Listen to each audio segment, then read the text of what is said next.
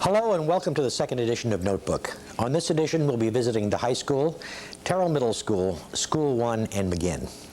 In our first segment we'll travel along to Waterloo Village with high school teachers Mrs. Basta, Mrs. Naper, Mrs. Senf, and Ms. Zarrow, who has scored about 30 high school students to the Geraldine Dodge Poetry Festival in Waterloo Village. This festival is given once every 2 years and students are allowed to meet a variety of poets, some of whom are quite famous. Today included a visit with the Poet Laureate of the United States, Robert Haas, as well as Gwendolyn Brooks, the first black poet ever to receive the Pulitzer Prize in Poetry. In the main tent, the students hear famous poets lecture on poetry, the creative experience, and to read some of their poems. And in the smaller tents, students are able to meet with poets in small groups where some of the poets actually critique student poetry. One of the oldest devices of poetry to the place where he started, and he does it as a refrain. I've known rivers, ancient dusky rivers, which is great because in the first one, I've known rivers, ancient is the world, now he just shortens the whole thing, and the dusky is there partly to do with dark skin in a world that gets measured by whiteness. I've known rivers, ancient dusky rivers. My soul has grown deep like the rivers.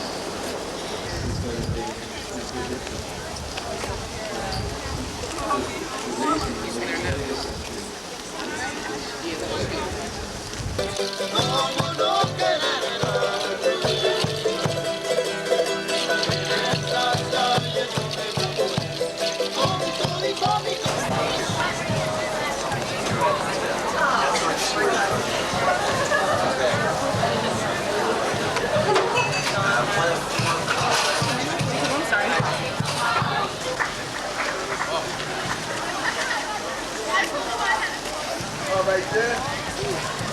Good, good. Order sports, chef.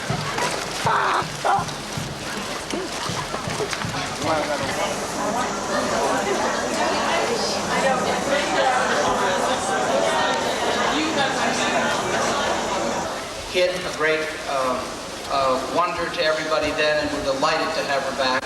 She's been Poet Laureate of Illinois for 28 years. And in my book, she was the first Poet Laureate of the United States as well. She's been consultant in poetry to the Library of Congress. She was that in 1985, the year before she was here in 1986. She is the first African American to win a Pulitzer Prize in poetry, and she has been a model to writers of all sorts all over the country for her whole writing career. She is now 79 years old and still powerful and strong and wise. Gwendolyn Brooks. Schoolers and elementary schoolers, and those people are just unbelievable, as I'm sure many of you are unbelievable. Illinoisans are capable of writing as Amy Taverner wrote. When she wrote this poem, was 17 and in the 11th grade at Wheeling High School in Wheeling, Illinois. She wrote Dark, D-A-R-K is the title. My grandma never really liked the dark. She said it was because she thought someone might jump out at her and give her a heart attack. As they were closing the lid, I imagined the darkness. I told them she would be scared, but all they could say through their songs was what a beautiful place she was going to. Stephanie is going to read a poem called October 16th, The Raid. Perhaps you will remember John Brown. John Brown, who took his gun, 21 companions. Well, I'm talking to this guy right now, and there's the guy I used to go with. Here goes. Who am I? I don't know who I am. I don't know what to do. I'm asking you, reader, who am I to you? We talk but hardly see each other. And we see each other almost all day, but can't speak our true feelings to one another. But I know there's something he has to say. Who am I? I like him a lot. No, he said when I asked him about us, had he forgot? Who am I? It's hard, but I really like him too. Is he lying? Then why does he keep on denying? I hope he's not. I hope he's not playing tricks on me. I hope it's not a trap to write on me and use me to throw me away like scrap. I am confused. Who am I? I am confused. Though I wish I weren't.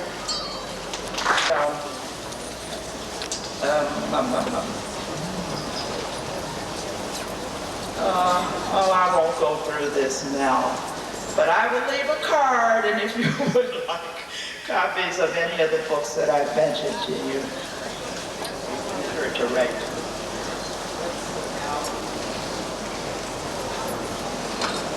Is that you know what it is that you want to say. Land. Those who dream of battles past and blindly yearn for days of yore. Days when children ask last, Mommy, Daddy, what is war? Thank you. Go back to the game. Lots of trenches, broken wire, eyes have never seen. Earth fading, smoke and fire. There they've never been. Start right there. I was talking about before, the difference between da-da-da-da-da-da and rich language, right? I want you to read that same section and really, and then say you're eating ice cream, you know? Because the sounds in that first line are very rich, very, very complex. So really hit them, really hit them. Blood-soaked trenches.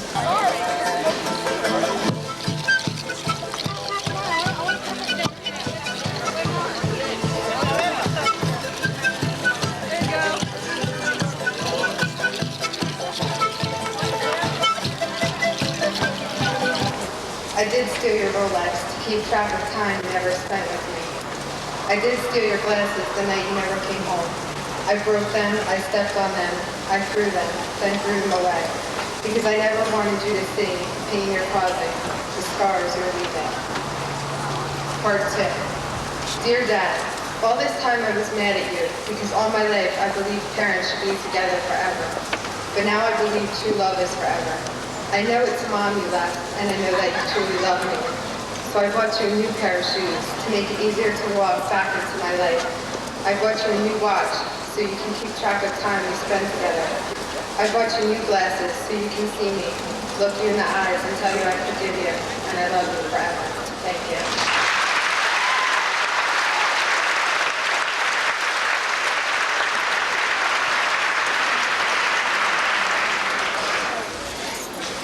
Ariane Corrigan went to Rutgers Prep, and now she's a creative writing student at Sarah Lawrence College.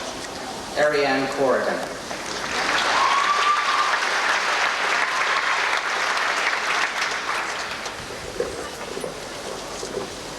It's actually Erin. No, that's no problem. This poem is my interpretation of the biblical tale of the prophet Daniel, who was thrown to the lions and miraculously. Then we let the silence consume us, stumbling into an awkward moment where we are both half thinking about the end of something. I am sitting on my floor, letting the blue carpet absorb me, fidgeting with the dials on my stereo, trying to avoid the thought that our friendship has been a sharing of moments and not honesty, trying to avoid the thought that I don't need you. I will tell you that it bothers me how carelessly you venture into the nameless. You still call her she, and I probably become she when you speak to her, and how willing you are to make me a pronoun instead of a name. I know that in a month I will see you in the hallway, and your eyes will pass over my face, and in your pupils there will be a blankness, my face entering into your... I have to put in a little footnote here. In case you're not familiar with the term litotes or litotes, it's a form of understatement, using a negation, I guess. Like if you were to say, he's not bad looking, you'd be using this beautiful literary device. The poem is called Late in the Season. The heart speaks a vernacular of litotes. Are you content, you ask? I am not discontent, it replies. Have you been found? I am not undiscovered. Everything is an approximation of meaning, you notice, and at this time of year, the heart is swift in its movements, a small but clever bird. The heart flies in from the dining room. How did it ever get in there? All the windows are shut. You start up from the paper as the heart whisks over your head and makes something between a ping and a thud against the window pane, the hard illusion of escape. This poem was written for a friend of mine. Her name's Allison. She's here today. She's wearing a shirt with the Mona Lisa printed on it. And many a day she has sat behind me, or in front of me in class, and this shirt, it looks at me. So this poem is called Mona Lisa on a Transparent Shirt. And my memory flips back through pages to when I reveled in dirt, to when I let grains of sand and gravel sift through the pockets of my hands like his fingers. I would kneel on bare knees, rocks molding to my skin like puzzle pieces in childish cardboard frames. Sitting on my behind, triggered no doubt by divine inspiration, my fingers would morph into paintbrushes, the pebbles easing their way under my nails as though they had always belonged there.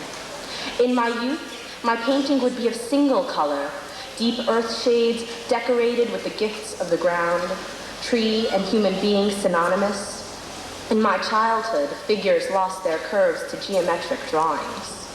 I sit now in English class as the Mona Lisa smirks at me from the back of her shirt as though it were placed there to taunt me. If she could speak, I'm sure I would hate her. In my ignorance, she follows me coy and beautiful, mocking and cruel. Perhaps my fingers never grew bristles like his paintbrush, but the pen is an extension of my mind. As I watch the violet heads of crocuses erupt from the stiff earth after dying for a season. As I have watched my own dark head appear each morning after entering the next world to come back to this one, amazed.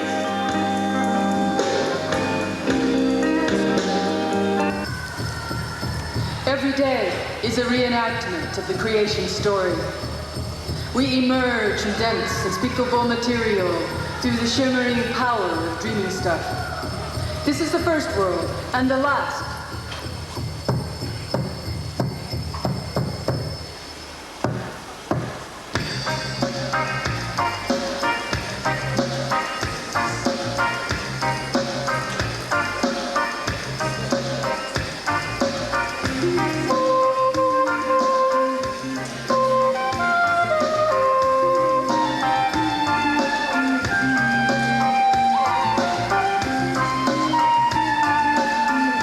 In our second segment, we visit Terrell Middle School, where we see Mr. Leonard's 6th grade social studies class studying the ancient city of Ur, and Mr. Impali's art class studying poster design with block printing. And finally, we see Mrs. Lesniewski, a resource teacher, teaching a memory trick for test taking. Hallelujah. I'm Leonard, and I'm a 6th grade social studies teacher at Terrell Middle School, and this is my Period 1 history class. Okay, ladies and gentlemen, let's open up to our notebook web that we started yesterday, which was Features of a City. Now, we filled in the bottom half yesterday. Today we're going to do the top half from the reading that we started yesterday.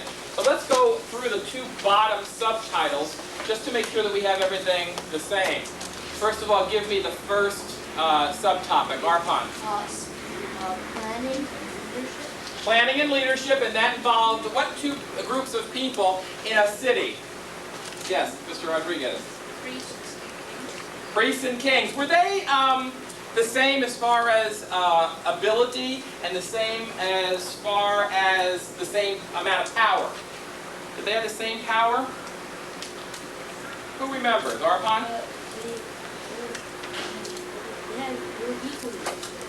Yeah, they were equal. Even though the king was the head of the city-state, why was a priest as important as a king? Who remembers? Because he was a religious leader. He was the religious leader, and what else? Usually the religious leaders were the only ones in the city who knew how to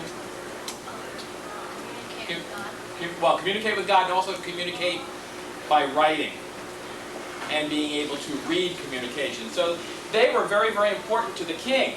They were as powerful as the king. And what were they responsible for in the city-state? What were they responsible for? Remember, what were some of the things that they needed to make sure was done in the city? Paul? You need to have a lot of farmers and chisel. Well, the farmers, of course, were responsible for the food supply. But those who were not farmers, what did they do? Arpan? Carpenters were used for like making particular types of homes for people, or building like a big plaza for the city or something. Absolutely, building projects. Building projects. What other project was important to the city for the farmers?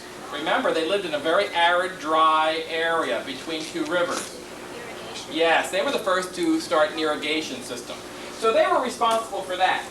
What was the second subtitle that we talked about yesterday, Anisha? Specialized workers.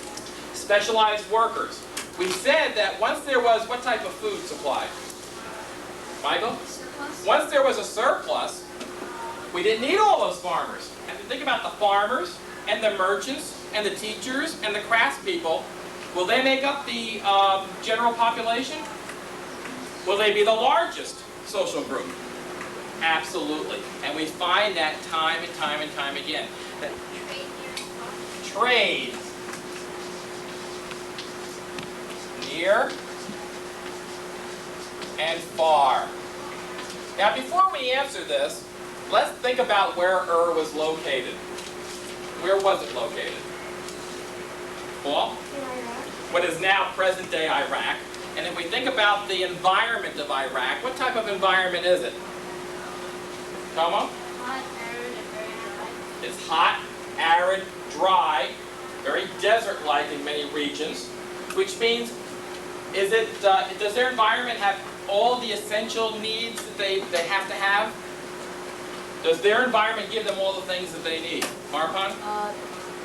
Sort of, not like fully, but it kind of breeds in different areas. Well, it gives them their basic needs, because the three basic needs of survival are what?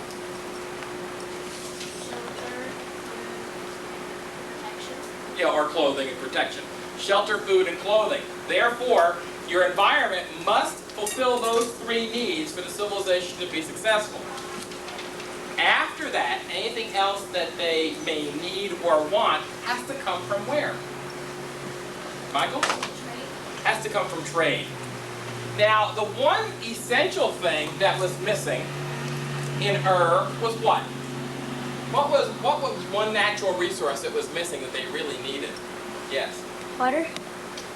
Water. No, they had water. Remember, they were between the two rivers, the Tigris and Euphrates, and they were the first to create an irrigation system. Yes, Sarah? Wood. Now, that seems like a pretty easy natural resource to gather, but not where they were located. So what did they have to do? Emily? They traded for it. Did the book tell you what they traded? Elizabeth? They traded grain and woven cloth. Yes, they traded grain and woven cloth. Did they have a surplus of grain? Absolutely. So now they could use it as money, because they didn't actually have money back in those days. They used what was called a barter system. What does that mean? When you barter. Yeah, it's another word for trade. In other words, I'll give you something if you give me something in return. It's not like carrying a pocket full of money. That doesn't happen. Hi, I'm Mr. Impali, Nick Impali from Terrell Middle School. This is an 8th grade art class. We are now in the process of developing poster designs. It's a poster design lesson. The students have to incorporate a couple of ideas into their final poster. One thing they have to do is give the poster a name. For example, we chose the idea of sports. So every student had to choose a sport that they like. For example, baseball, soccer, hockey, whatever. And then design a poster based on that particular sport. They must make an illustration. For example, an illustration of somebody playing baseball or football. They must take the idea of a linoleum block print and print a particular design as part of the poster. And another thing they have to do is plan a lettering style where they have to cut out, actually they should design and then cut out particular letters that they're going to do for the poster. So as we go around now in the class, you'll see students working on letters, cutting out their letters. You'll see students cutting their linoleum blocks for a print. And you'll see students working on the illustrations. For example, one girl is working on an illustration of a ballet dancer because her poster is going to be about dance, and the title of the poster is Dance. Basically, that's what we'll be doing. That's what you will be seeing. Well, now we have a girl who's working here on an illustration for her poster, which will be involving dance. And she made a drawing of a ballet dancer, which she's now tracing over, so she has a good clean outline, and then we will transfer this with ink onto her final poster design.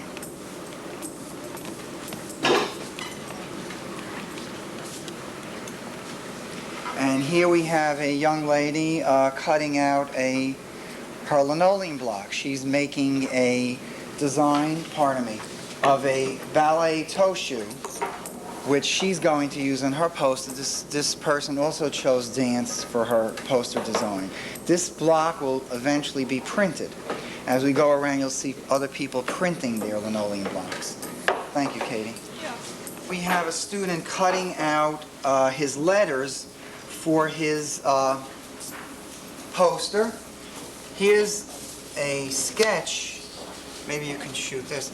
Here's a sketch of what his final post is going to look like. This is a sample of his linoleum block design, which he will use for the poster. And he's now cutting out his letters, which he will then transfer onto the final poster design. All right, here we have two boys printing their linoleum block designs. Patrick is just about to pull up his print. All right, you can show that to us. Let's see, here's the print, and here's the design which was made on linoleum. And Eric over here is now about to print his linoleum block design. He's doing a poster on hunting. So he's now in the process of printing it. These are trial prints. This is just to see what the final product will look like. And then this will be incorporated into the final poster design.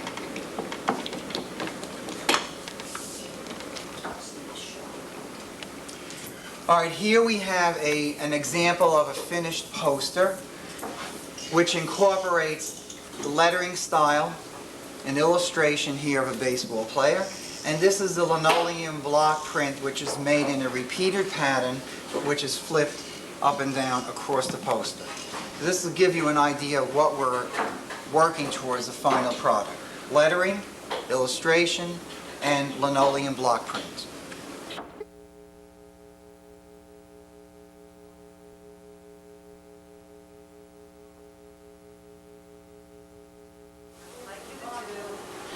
Hi, I'm Carol Lesneski, and this is the 7th grade study skills class at Terrell Middle School Resource Center. And in this particular class, I have 5 students. Come and sit down, Amy. I have Abby, Robert, Amy, Adam, and Carrie. And today, we're going to do a brief study skills lesson. It has to do with a strategy to help them organize their work better when they are studying. It will help them categorize things. Basically, it's a mnemonic device to to help them study better and to remember better. So the objective of this lesson is to help them remember better when they're studying. Oh, to show you something interesting, I think you'll surprise yourselves. I'm going to show you 2 lists, okay? The first list, I'm going to give you 30 seconds to look at up on the overhead. After 30 seconds, I'm going to shut the overhead, and I'm going to ask you each to take a piece of paper that's on the desk there, and you're going to have to write down as many of the words as you can remember. After that, I'm going to show you list 2. Again, you will have 30 seconds to copy the words, to look at the words, and then you'll have 3 minutes afterwards, after I shut it off, to write down as many of those words that you can remember. And then we'll see what conclusion we come up with. Okay?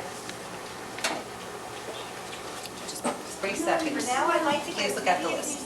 I'm a woman. I'd like to get as many of these things up on Clint Mandola as I can today. I'd like to get as many as I can, please. So would you kindly start writing the... Pulls down. We feel Clint Let's look at has list number 2. And let's see how many of these words we can. There we go. And has made mistakes, right? Also, if the wants to be going on fire.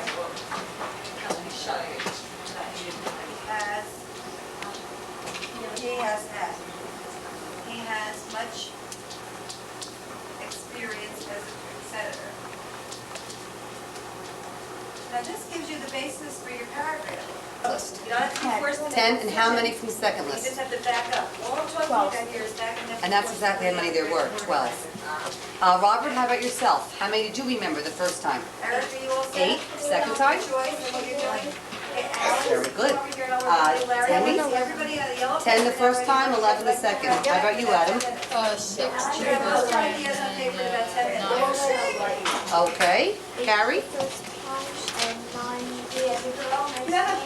Okay. Which list did everybody unanimously remember more words on? The first list or the second list? Now, why? Why do you think we remembered more the second time around? Carrie? Excellent.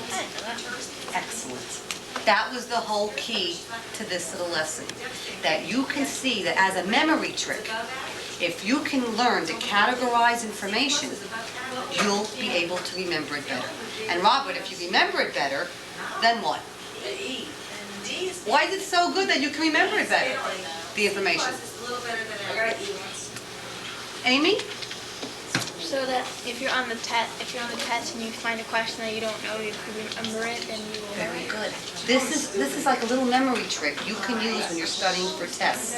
When you just have words or information at random, it's sort of difficult to put it into like different pockets in our mind. But at the second time around, when we totally categorize it, body parts, clothing, and colors, you all did much better. So this is something you can do like for your next test. Social studies test on the Constitution will be coming up within the next 2 weeks. 2 weeks? Within the next 2 weeks, yes. So what, can somebody tell Mrs. L, what kind of, how can you sort of use this memory trick to study for this test on the Constitution? Well, if you like use it like there's like one page could be about one thing, and then another page. It's a very good tool. Okay, like for instance, the different vocab words could be, when we make up study guides, we could put the vocab words on one part of the study guide. We can then list the compromises on another page. And then what about the famous people that we're going to be learning about also? Exactly. So if you can categorize it and put it in a certain place in your mind, it'll be much easier to retrieve it when the time comes when you need that information. In our third segment, we visit School 1, where we see Mrs. Lebrecht, the media specialist, working with Ms. Hellbring's 4th grade class constructing tetrahedrons. And Mrs. Everhart's 3rd graders are studying vitamin C. And while I did a little stay at Liberty Science Center, they did a project there called a Tetrahedron. And what Miss Helbing's 4th grade class has been studying is geometry. We just finished our unit on geometry with all the different shapes, rhombuses, parallelograms, and we thought this would be a good way to end our unit. So today we're building a tetrahedron. There was a famous Polish mathematician, his name was Sierpinski, and Sierpinski said, let me look at some of those simple shapes like 4th grades are studying, equilateral triangles and squares, and let me see if I can discover something that nobody else has. And what he came up with was the tetrahedron. So right now on your desk, you should have a shape that looks like this. With your extra piece of string, with your last piece of string, even though you have little edges still hanging off, leave those edges, don't cut them, we're going to need them later.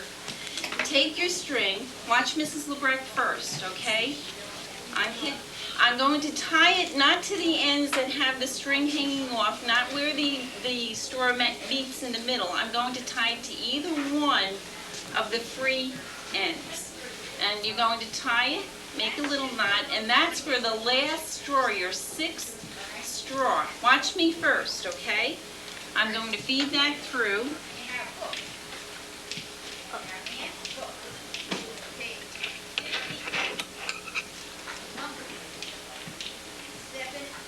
And once I tie this all, there goes my straw. Now what do I do with it, all right? Now, once you tie it to that other loose end, what do we have? The tetrahedron. How many sides does it have? 4. Do you see 4? 1, 2, 3, 4. You're right. 4 equilateral sides. And it kind of reminds me of the pyramid shapes. And somebody else said like a dome shape. Yep. When you have your string at hand, what I do is kind of wrap it around once or twice to get it nice and tight because you want your tetrahedron to look like this. Then you have to put a couple of knots in it. All right? And you're only working with one end. So go ahead and begin. You can start now. And Ms. Helbing and I will walk around and give you the extra fingers that you need to hold on.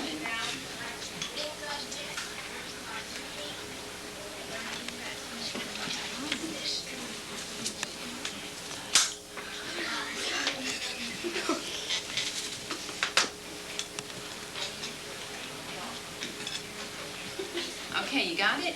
Good. Do we have to tie it in a double knot? Sure. Double knot it. Now, here you go. Tie it to this, and you might have 2 ends on yours. Is this good? So use that. Did you tie it onto the other end first? Okay. This has to tie.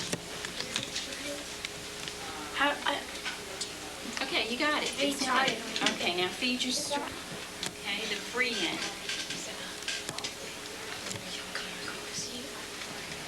Okay, now feed your straw and connect it to that end. All right, you got it.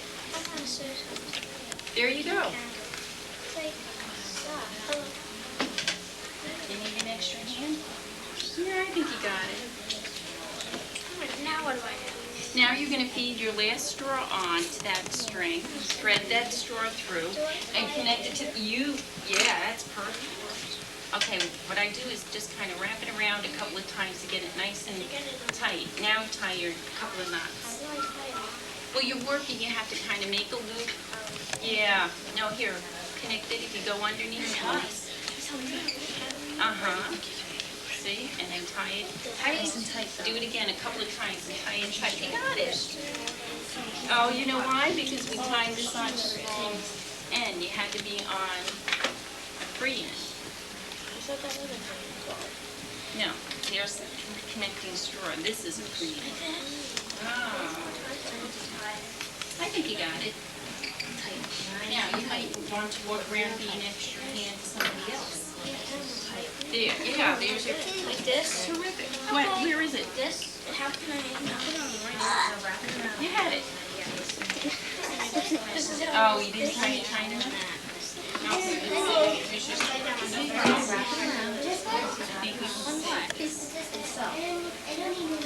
All right, terrific. Maybe you need to you can be a helper to somebody else at your table, just a minute. Because you know the hard part was the TV. You can stick your finger in and then right, that's exactly what I do. Okay, I think you got it, AJ. Okay, Where's your string? No. Okay, which one was the one that you, here? If you didn't have a tetrahedron, you wouldn't have houses or anything else, because those are all four-dimensional and three-dimensional shapes, and they're all like 3D shapes. And that's what we're making today. And they have four sides: 1, 2, 3, 4. Let's go. Oh, no, we're not swinging it though. Oh, show me. Okay, here you go, John. No, pull. We're ready. I'll know that you're ready, and we're ready for the next step. Oh, she needs a little... We put something away at the beginning of this building class. All right, what do we need next? Oh, you need the tissue paper shape that we cut out first thing this morning. Take out that tissue paper shape, and you'll also need a glue stick. No, you don't need your pattern anymore. Glue stick. Okay.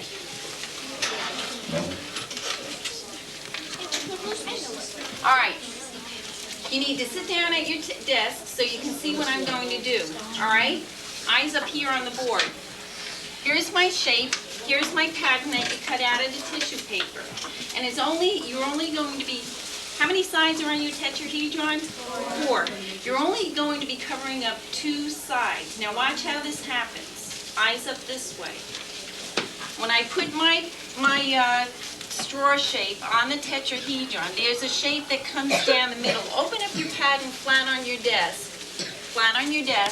And you see this kind of makes a mountain shape over here.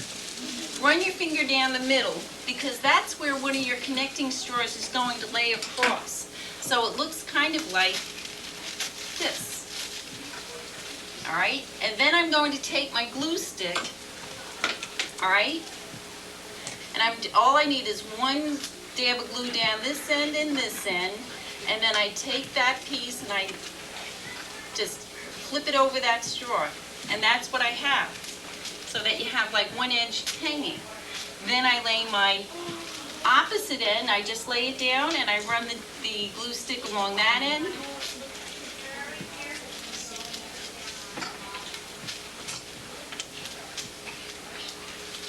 And not a lot of glue. You know, your glue stick's just a dab of glue, and then once you get that, okay, nice.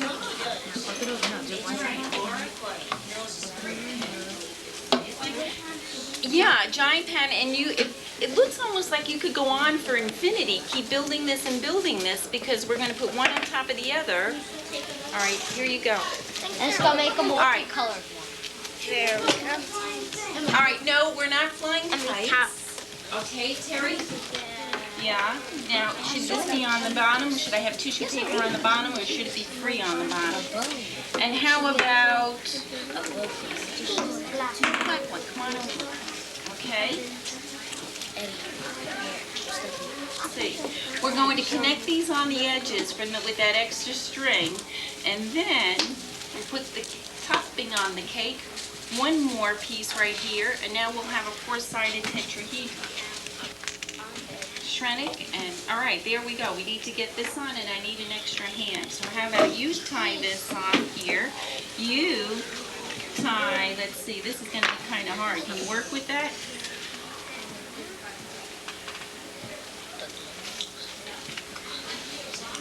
This class, here's the first of your tetrahedron. Oh, do you notice something? Is there like a pattern or a shape to here? Oh, squares. Go ahead. No, what do you see? Oh no, triangles. Good afternoon. I'm Lorna Everhart. I'm a 3rd grade teacher at School 1. Our students have been studying nutrition, and we've been studying about the nutrients in foods and what the nutrients do for our bodies. We've been concentrating the last few weeks on vitamins, and we've learned all about vitamins and minerals and fruits and vegetables. We wanted to see which juices that we usually drink have the most vitamin C. So using a GEMS program called Testing for Vitamin C, we put together an experiment which used a vitamin C indicator called indophenol and different juices. by dropping the juice into the indophenol and watching how the vitamin C interacts with the indophenol and drawing conclusions about it, we could decide which juices would be better to drink, which juices would be better for our bodies, and which ones would not have any nutrient at all. This is our experiment. Lemonade. What might that tell you about the lemonade? Doesn't have much. What else might it tell you? Your goggles are on. What else might it So tell you? that's I just put more. That's all right, you gotta do it. I just put more drops in it now. Yeah, that's it. Well, keep going. Let's see what result you get. We need to standpoint. It's been like this for about 10 minutes. I've done 17. Keep going. I'm trying this time so I don't get it hard. Come on, over there. 18. You look like a surgeon. You don't get it hard. What do you mean you don't get them hard? See how he got a red mark? Okay, here we go. Pineapple juice, okay. We messed up. That's okay. We should have started a little high. That happens all the time. Oh my God. We're starting to see some progress, aren't we? And how many drops was that, Aaron? 6 in each. Okay.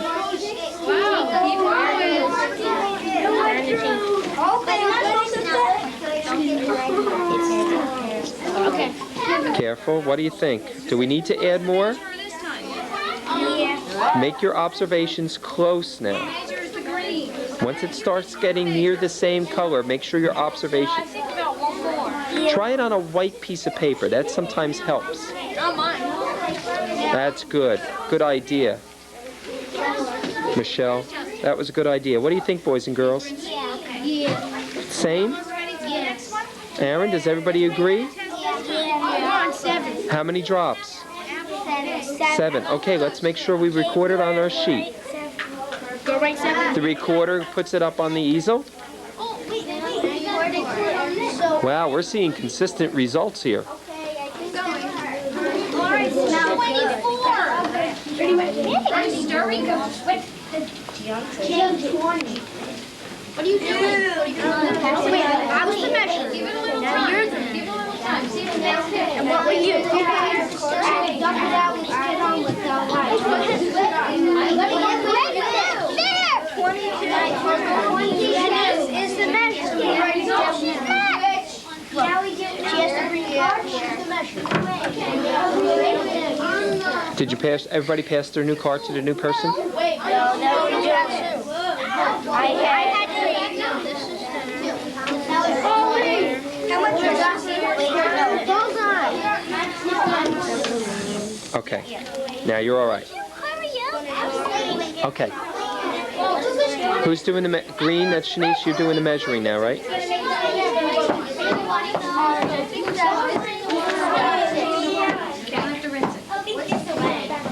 What's the matter? Red is counts. I'm the dropper. I'm the measure. Okay, you need to get your water solution first. This is the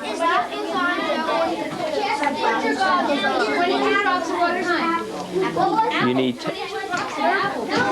how much do you have to get, Shanice?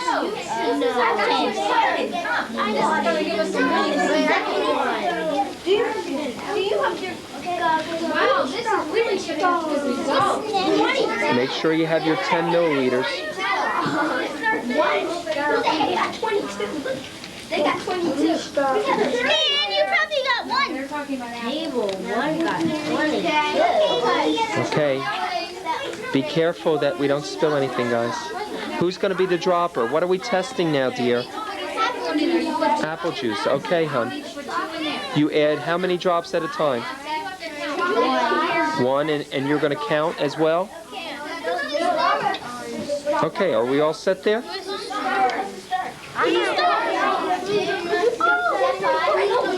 Shanice, do you have 10 now?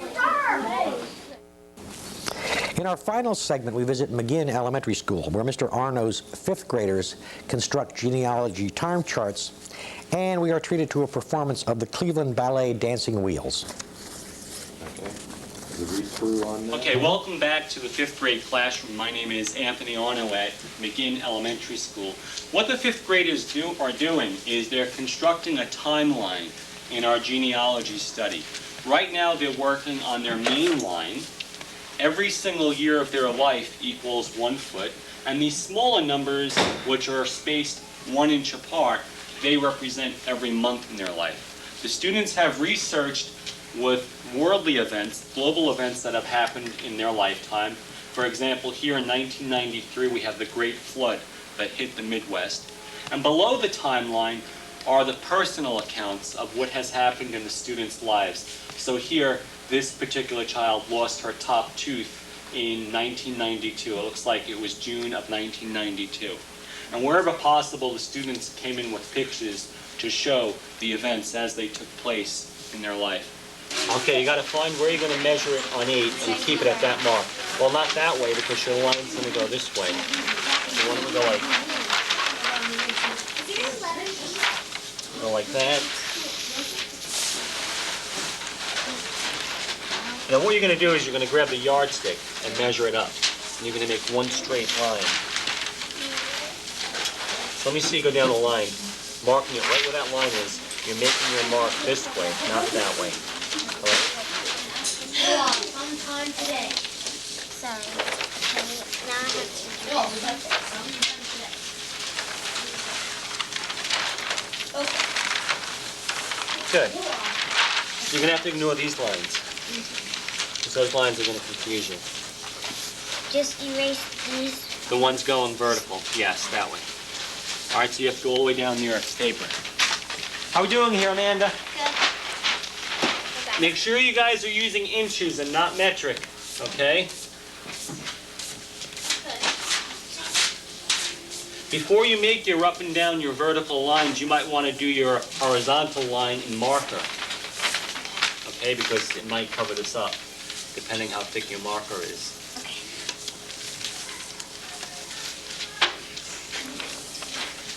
What do we have here? What are we doing? Are these 1 inch apart? Okay, good. You don't have to make them that tall. Right? So keep them in pencil until you're ready to go over them, all right?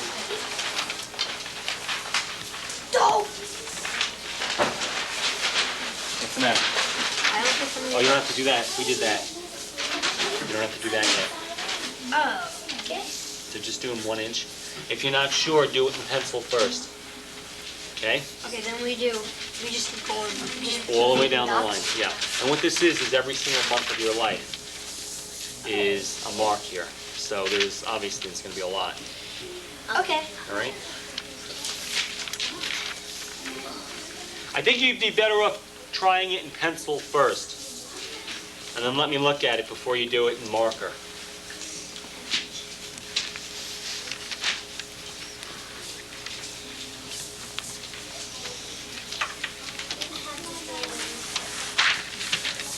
Looks good. Anybody need a yardstick? We're done with that? Okay. Remember to roll and unroll your paper. Try not to step on it. Paper has so much hair on it.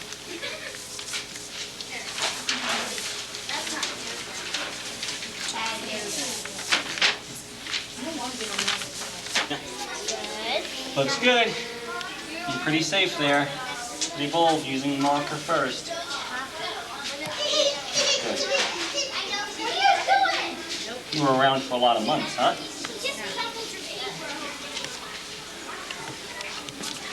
How we doing, Abby? Good. So I'm kind of behind because I just finished erasing. Now, why are you kind of behind? Because I was just erasing all the lines.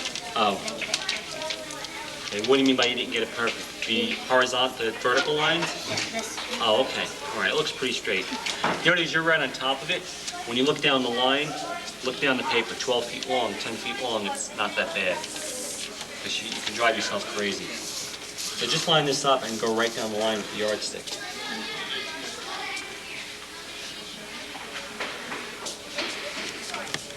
Good. Looks good. Nice and uniform.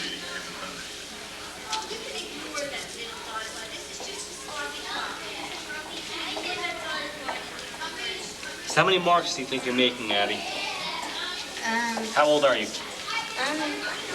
10, 10. And how many months are in a year? 12, So how many marks do you think you have here once you're done?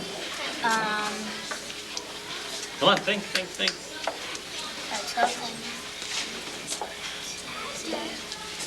What? At least. How many, Dana? At least 120. You got it, at least 120. This paper's a little bit longer for any mistakes. On Tuesday, October 8th, the Cleveland Ballet Dancing Wheels performed twice in Scotch Plains schools. Once in the morning at McGinn School and later at the day at Coles. This professional dance company is comprised of highly skilled professional dancers with and without disabilities who specialize in innovative and creative dance performances for all ages. Several of the non-disabled dancers are classically trained members of the Cleveland Ballet. The performances were hailed by students and teachers alike as highly energetic and original, engaging and humorous, and always extremely moving. In their interaction with the audience, the dancers educated students about the diversity of dance and demonstrated the abilities of people with physical challenges. The program also demonstrated that people with and without disabilities can work and participate together as equals in many activities such as dance. In addition, the Cleveland Ballet Dancing Wheels explored dance as a medium to project emotion, express creativity, and to gain a feeling of accomplishment. The Cleveland Ballet Dancing Wheels is a unique company that has achieved international acclaim and holds the honor of being one of the first dance companies of its kind in the world. The assembly programs at both McGinn and Coles schools were funded by their respective PTAs.